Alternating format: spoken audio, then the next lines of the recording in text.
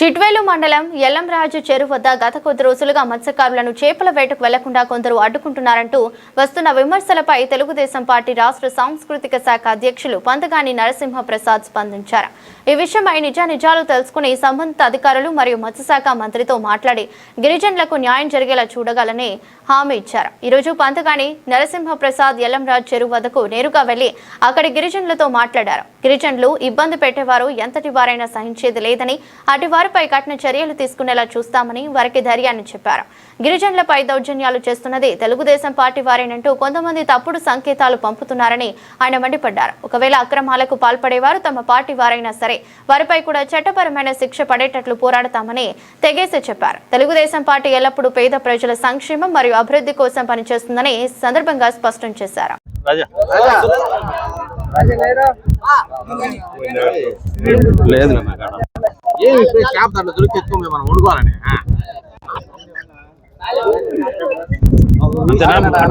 వాళ్ళకి సరిపోయిందా చూడండి.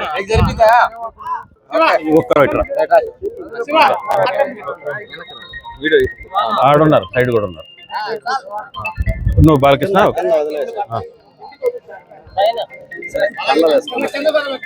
చెయ్యి.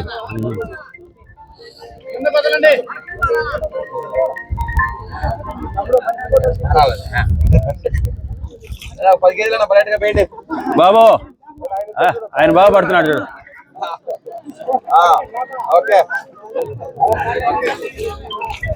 ఓకే బా జై కూటమి అనండి. జై కూటమి, జై కూటమి, జై కూటమి.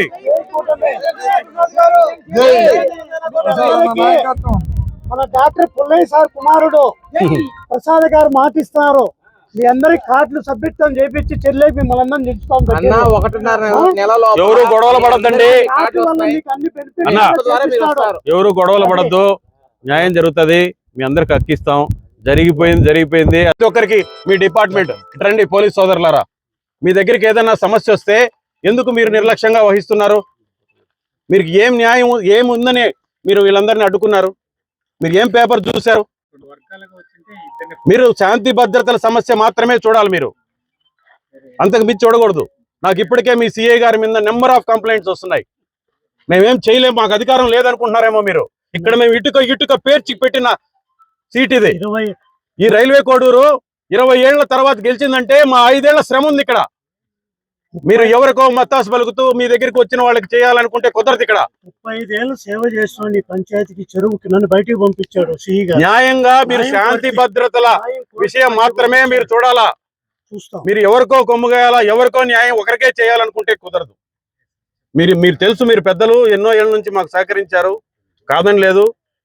నిన్న ఇక్కడ సిఐ గారి మీద చాలా మంది చెప్పారు దౌర్జన్యం చేశారండి. ఎందుకంటే దౌర్జన్యం, ఇది మన ప్రభుత్వం, హక్కుతో అడుగుతున్నారు అందరూ. మీరు శాంతి భద్రతల సమస్య వస్తే మాత్రమే మీరు హ్యాండిల్ చేయండి. మీరు న్యాయ విచారణ చేసేంత ఇది కాదు. అది మీ అందరి సమక్షంలో చెప్పాలనుకుంటున్నాను. నేను ఏ విషయమైనా సరే తెలియజేయండి. మీరు ఇన్వాల్వ్ అవ్వద్దండి. ఓన్లీ శాంతి భద్రతలు వస్తాయన్నప్పుడు మాత్రమే మీరు చర్యలు తీసుకోండి. మీరు ఈ విషయంలో ఏం చూశారు, ఏం పేపర్ చూశారని మీరు మిగతా వాళ్ళని అడ్డుకున్నారు? ఏదున్నా కూడా అల్టిమేట్ గా ఇలాంటి విషయాల్ని పార్టీలకు పోయకూడదు. పార్టీకి చెడ్డ పేరు రాదు.